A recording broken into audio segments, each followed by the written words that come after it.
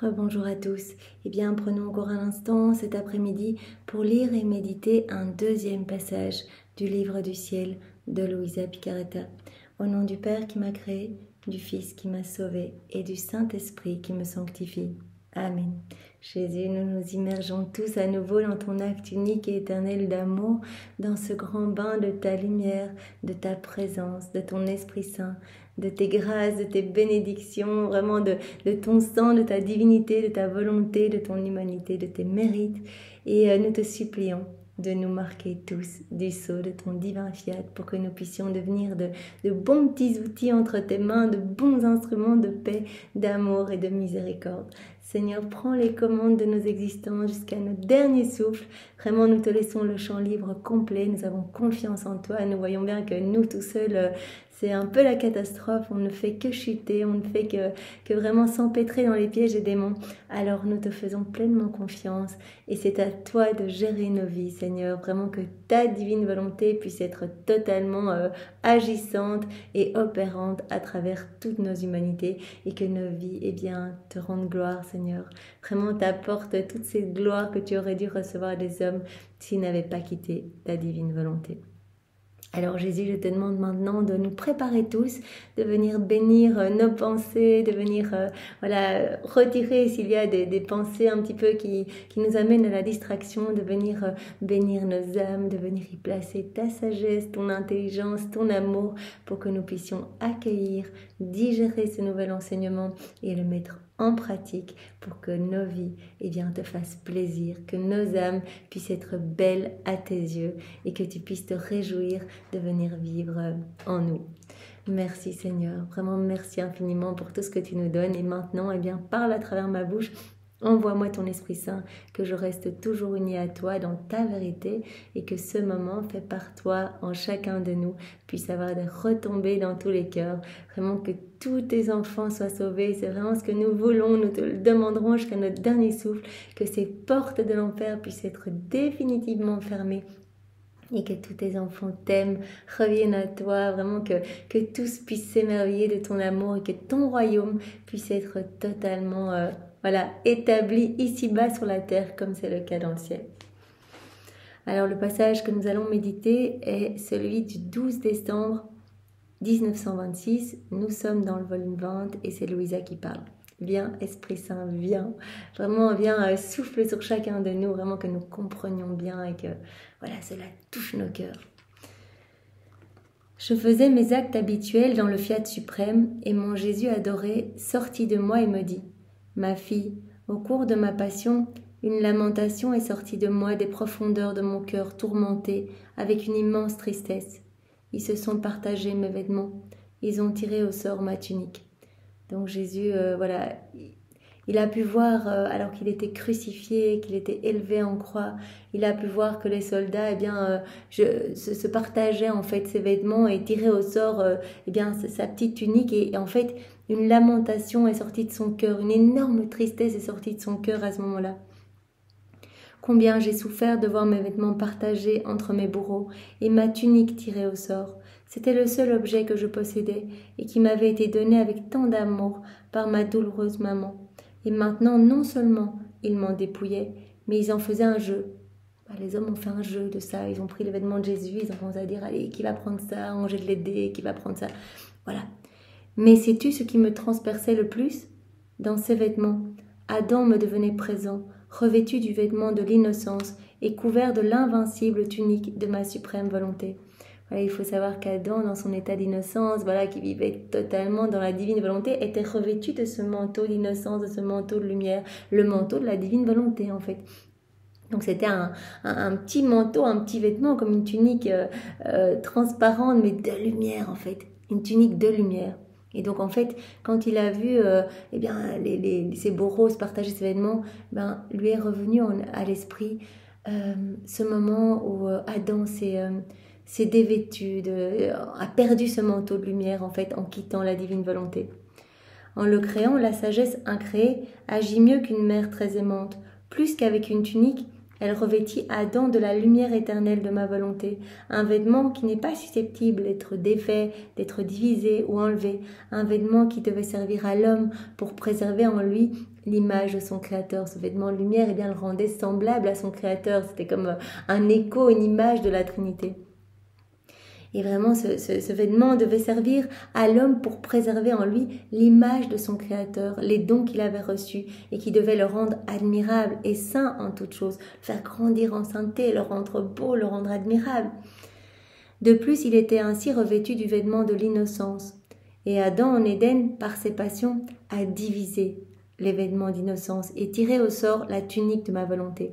En fait, voilà, en quittant la divine volonté, en choisissant eh bien de laisser ses passions eh bien vaincre surtout, c'est comme si c'était vraiment qu'il avait arraché ce beau vêtement de lumière. Il l'a perdu instantanément et c'est comme s'il avait tiré au sort eh bien ce vêtement, cette tunique de la divine volonté. Un vêtement incomparable et d'une radieuse lumière. C'est ça, cette souffrance que Jésus a ressentie sur la croix. Il s'est rappelé vraiment eh bien, cette chute d'Adam qui a perdu ce beau vêtement de lumière. Ce que fit Adam en Éden a été répété sous mes yeux, sur le mont du Calvaire, en voyant mes vêtements divisés et ma tunique tirée au sort, symbole du vêtement royal donné à l'homme. Ma souffrance était si intense que j'en ai fait une lamentation. J'y voyais les créatures faisant leur propre volonté et tirer ma volonté au sort, et toutes les fois où elles divisent le vêtement d'innocence par leur passion. Donc Jésus, à travers ces bourreaux-là qui s'arrageaient ces vêtements, qui les partageaient, qui faisaient comme un jeu pour savoir qui allait prendre quoi, etc. Eh bien, Jésus a vécu toute cette souffrance de voir à travers toutes les générations depuis Adam. Donc il a vu Adam qui perdait son vêtement de lumière, qui vraiment, comme s'il tirait au sort eh bien, ce vêtement de la divine volonté. Il a vu à travers les siècles eh bien, chacun de nous, toutes ces fois où nous allions choisir de faire nos volontés propres et donc de perdre cette lumière, de perdre ce vêtement de lumière et vraiment de laisser nos mauvaises passions, nos mauvaises tendances prendre le dessus. Tous les biens sont enclos en l'homme en vertu de ce vêtement royal de la divine volonté. Une fois tiré au sort, l'homme n'est plus couvert, il perd tous les biens parce qu'il lui manque le vêtement qui les gardait enclos en lui. Ainsi, aux nombreux maux que font les créatures en faisant leur propre volonté, elles ajoutent le mal irréparable de tirer au sort le vêtement royal de ma volonté, un vêtement qui ne peut pas être remplacé par un autre vêtement. Voilà, les hommes sont comme dans un jeu, voilà, ils font leur volonté propre, etc. Et donc quelque part, le Seigneur se sent tellement triste, lui qui veut tout nous donner, qui veut nous donner la splendeur, les merveilles, les bonheurs du ciel. Il veut qu'on soit heureux avec ce beau vêtement resplendissant de sa propre lumière, de son amour. Et il voit que les hommes n'en ont que faire et s'en dévêtissent pour courir et mettre sur eux eh bien, des horreurs, des ordures, des noirceurs, voilà, des vêtements sombres, et voilà, et grappiller certaines grâces. Et, en fait, être réduit à l'état d'esclave, alors que Jésus nous veut vraiment tout beau, vraiment digne, vraiment dans cette filiation, il nous veut tous fils et filles de lumière, fils et filles de Dieu. Ensuite, mon doux Jésus se montra lui-même en train de placer ma petite âme dans un soleil et de me maintenir de ses saintes mains dans cette lumière, qui me couvrant complètement en dehors comme en dedans, m'empêchait de voir autre chose que de la lumière. Donc Jésus montre bien ce qui se passe quand une âme s'abandonne entre ses bras et veut vivre dans la divine volonté. Il prend cette âme et il la plonge vraiment dans le soleil de sa divine volonté. C'est ça qu'on dit, je me plonge dans ta divine volonté. On se plonge dans cette lumière et notre âme devient lumineuse. On se revêt à nouveau de ce beau manteau de lumière. Et mon bien adoré ajouta: ma fille, en créant l'homme, la divinité l'a placé dans le soleil de la divine volonté, et toutes les créatures avec lui. Voilà, en créant l'homme, c'était le plan de Dieu. Voilà, que l'homme soit rempli de toutes ces merveilles, en fait. Et avec Adam, eh bien, tous les hommes. Ce soleil servait de vêtement non seulement à son âme, mais ses rayons couvraient également son corps, de sorte que plus qu'un vêtement, il le rendait si beau et si magnifiquement vêtu que jamais ni roi ni empereur ne furent revêtus d'une aussi resplendissante lumière. Voilà, Adam, resplendissante lumière, plus belle encore, mais vraiment comme si c'était un manteau tissé d'or, vraiment plus belle que vraiment un vêtement plus beau que tous les rois ensemble sur cette terre, que tous les empereurs. Ceux qui disent qu'avant de pécher, Adam était nu se trompent. C'est faux, c'est faux. Si toutes les choses que nous avons créées sont toutes ornées et vêtues, celui qui était notre joyau et pour qui toutes choses furent créées, ne devait-il pas avoir le plus beau vêtement et le plus bel ornement de toutes? Si nous regardons la création autour de nous, chaque élément créé est revêtu vraiment de la magnificence de Dieu. Chaque petite fleur a sa petite corolle, est magnifique, exhale un parfum magnifique, etc. Alors bien sûr, l'homme pour qui tout a été créé, c'est normal que Dieu lui ait prévu un vêtement encore plus magnifique, plus resplendissant. Donc Adam n'était pas nu, il était revêtu vraiment de ce beau vêtement. Il convenait donc qu'il reçût le magnifique vêtement de la lumière du soleil, de notre volonté. Et comme il possédait ce vêtement de lumière, il n'avait pas besoin de vêtements matériels pour se couvrir. En se retirant de la divine volonté, en se retirant du divin fiat, la lumière se retira elle aussi de son âme et de son corps. Il perdit son magnifique vêtement, et ne se voyant plus entouré de lumière, il se sentit nu. Voilà, quand il a perdu ce vêtement de lumière, eh bien, tout d'un coup, il s'est vu nu. Il a essayé de se couvrir. Quand vraiment il a commencé il a fait son péché, eh bien, il a été prendre des petites branches pour se couvrir. Honteux de voir qu'il était seul à être nu parmi toutes les choses créées, il sentit le besoin de se couvrir et se servit des choses superflues, de choses créées pour couvrir sa nudité. Donc il a commencé à prendre tout ce qu'il trouvait autour de lui, des choses qui avaient été créées pour lui en fait, pour vraiment, parce qu'il était gêné et il était le seul à ne pas être couvert. Cela est si vrai qu'après la très grande tristesse de voir mes vêtements partagés et ma tunique tirée au sort, mon humanité ressuscitée n'a pas pris d'autres habits, et je me suis revêtue du très resplendissant vêtement du soleil de ma suprême volonté. Voilà, Jésus nous dit bien qu'à sa résurrection, eh bien, il s'est montré sans vêtements, c'était juste un vêtement de lumière, c'était l'état d'Adam rempli de divin qui était aussi dans ce vêtement de lumière. C'était le même vêtement que possédait Adam lorsqu'il fut créé, parce que pour ouvrir le ciel, mon humanité devait porter le vêtement de la lumière du soleil de ma suprême volonté, un vêtement royal.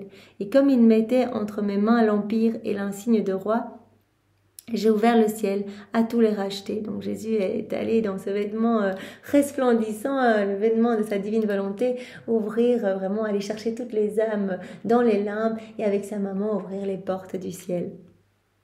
J'ai ouvert le ciel à tous les rachetés dans ce beau vêtement royal. Et me présentant devant le Père Céleste, je lui offrais les vêtements de sa volonté, entiers et magnifiques. C'est comme ça qu'il s'est présenté devant le Père avec toutes les âmes, des limbes, il s'est présenté comme cela, avec lequel mon humanité était couverte, afin de lui faire connaître, comme nos enfants, tous les rachetés. Ainsi, en même temps qu'elle est vie, ma volonté est le vêtement véritable de la création, de la créature, et possède par conséquent tous les droits sur elle. Mais que ne font-elles pas pour échapper à cette lumière ? Voilà, normalement, tous les hommes devraient être revêtus de ce vêtement de lumière, et on voit bien que nous sommes tous couverts de nos péchés, de nos noirceurs, mais que ne font-elles pas pour échapper à cette lumière, les créatures ? Ainsi, reste dans ce soleil de mon éternel fiat, et je t'aiderai à te maintenir dans cette lumière. Oui, Seigneur, donne-nous vraiment cette grâce, comme tu la promets à Louisa, eh bien, donne-nous cette grâce de pouvoir être toujours immergés dans cette lumière et que notre âme devienne lumineuse, que nous puissions être revêtus de ce vêtement royal. En entendant cela, je lui dis, « Mon Jésus et mon tout, comment est-ce possible ? Si Adam, dans l'état d'innocence, n'avait pas besoin de vêtements parce que la lumière de ta volonté était plus qu'un vêtement, la reine souveraine, cependant, possédait ta volonté tout entière et tu étais toi-même ta propre volonté. Et cependant, ni toi, ni la céleste maman ne portaient des vêtements de lumière. Vous aviez tous deux des vêtements de matière pour vous couvrir. Adam était dans ce vêtement royal, dans ce vêtement de lumière, mais comment se fait que toi, qui es la divine volonté, et ta maman qui était remplie de la divine volonté, comment se fait que vous aviez besoin de vêtements de matière pour vous couvrir ? Pourquoi cela ? Et Jésus poursuivit en disant, « Ma fille, ma maman et moi avons établi des liens fraternels avec les créatures. Nous sommes venus relever une humanité déchue et avons par conséquent adopté les misères et les humiliations où elle était tombée, afin d'expier pour les créatures au prix de notre vie. » Jésus dit, on est venu relever des hommes, des pécheurs, en fait une humanité déchue, donc on a pris la condition de chacun de vous, donc on est venu vraiment, on s'est revêtu comme vous, etc. Sinon cette lumière aurait fait peur. Si elle nous avait vus, revêtus de lumière, qui aurait osé nous approcher et nous fréquenter ? Et au cours de ma passion, qui aurait osé me toucher ? La lumière du soleil de ma volonté les aurait aveuglés et terrassés. Je devais par conséquent faire un plus grand miracle en cachant la lumière dans le voile de mon humanité et apparaître comme un des leurs, parce que mon humanité représentait non pas Adam innocent, mais Adam déchu. Donc Jésus est vraiment venu pour prendre toutes nos misères en fait. Il nous reconnectait à la divine volonté pour nous racheter. Et donc, c'était un miracle qu'il cache vraiment toute cette lumière sous le voile de son humanité. Vraiment, il a pris cette humanité de chair, vraiment, qui avait besoin de se vêtir de vêtements de matière. Et il n'a pas laissé resplendir toute sa lumière. Il l'a voilée pour vraiment accomplir sa mission et ne pas faire peur aux personnes autour de lui. Je devais vraiment, mon humanité représentait non pas Adam innocent, mais Adam déchu. Donc il a pris notre condition. Et je dus alors me soumettre à ces mots, les prenant sur moi comme s'ils étaient les miens, afin d'expier pour eux devant la divine justice. Mais en ressuscitant après la mort, représentant Adam innocent, voilà, quand Jésus est ressuscité, il représentait plutôt Adam innocent, et donc vraiment il a pu revêtir ce beau vêtement de lumière. Le nouvel Adam. J'arrêtais le miracle de garder caché les vêtements du soleil resplendissant de ma volonté dissimulée sous le voile de mon humanité et je suis restée revêtue d'une très pure lumière. Et c'est avec ce vêtement royal éblouissant que j'ai fait mon entrée dans la patrie céleste, laissant la porte ouverte qui était demeurée fermée jusqu'alors pour laisser entrer ceux qui m'avaient suivi. Par conséquent, en ne faisant pas notre volonté, il n'y a pas de bien que la créature ne perde, il n'y a pas de mal que la créature n'acquiert. Ce qu'il veut dire par là, c'est que, voilà, en ne faisant pas la divine volonté, si on agit dans nos volontés propres, on ne peut pas acquérir de bien, on ne peut pas être heureux, on est déconnecté de la source, en fait, de tous les bienfaits, de toutes les joies. Mais par contre, on va se remplir de plus en plus de ténèbres, de misère. Donc vraiment, on va se dépouiller de cette lumière, en fait, tout seul, par notre propre volonté, en agissant seul, en nous mettant en rupture avec le divin fiat. Eh bien, voilà, on devient vraiment ténèbres et on se départit de ce beau vêtement royal que la Trinité voudrait tellement nous redonner. Alors aujourd'hui, voilà, redonnons une fois de plus notre oui pour que le Seigneur s'occupe de tout et qu'il orne notre âme des plus beaux joyaux du ciel et qu'il nous remette eh bien, ce vêtement divin, en fait, ce vêtement royal, que nous puissions être de bons enfants de lumière. Merci Seigneur, merci vraiment de faire de nous ce qui te plaira et de nous guider pour que nous puissions te plaire. Sois loué, béni et glorifié dans ta divine volonté, au nom de tous. Au nom du Père et du Fils et du Saint-Esprit. Amen. Belle journée à tous, soyez tous bénis. Au revoir.